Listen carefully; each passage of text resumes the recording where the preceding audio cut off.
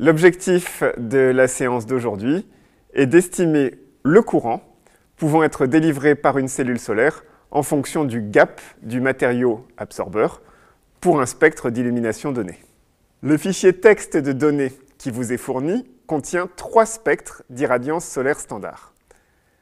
Le spectre AM0, c'est-à-dire R masse 0, correspond au rayonnement solaire dans l'espace au sommet de l'atmosphère.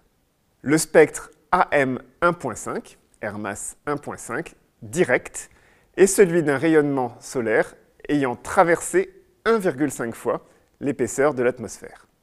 Le spectre AM1.5 global standard correspond à la somme de ce spectre AM1.5 direct et du diffus en ciel clair.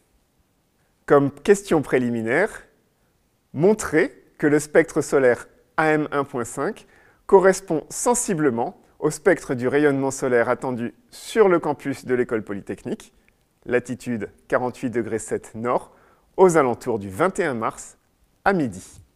À partir du spectre de données fourni, évaluez numériquement l'irradiance AM0 totale, l'irradiance directe AM1.5D totale, l'irradiance globale AM1.5G, et en déduire enfin l'irradiance diffuse AM1.5D.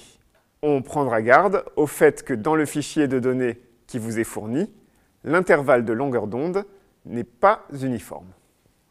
Dans la question suivante, nous vous demandons de calculer numériquement et de tracer le flux spectral de photons incidents AM0, AM1.5D et AM1.5G.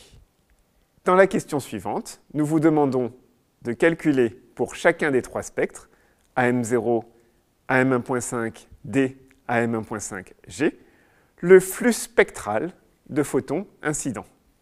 À partir de ce flux spectral, nous vous demandons ensuite de calculer numériquement le flux maximal de photons qui peut être absorbé par un semi-conducteur de gap EG. Nous vous demandons de calculer numériquement le flux maximal de photons qui peut être absorbé par un semi-conducteur de gap EG. Vous définirez EG comme paramètre dans votre feuille de calcul et vous pourrez prendre comme valeur initiale 1,12 électronvolts qui correspond au silicium. Enfin, nous vous demandons d'estimer le courant maximal correspondant pour une cellule photovoltaïque qui utiliserait ce semi-conducteur comme matériau absorbeur.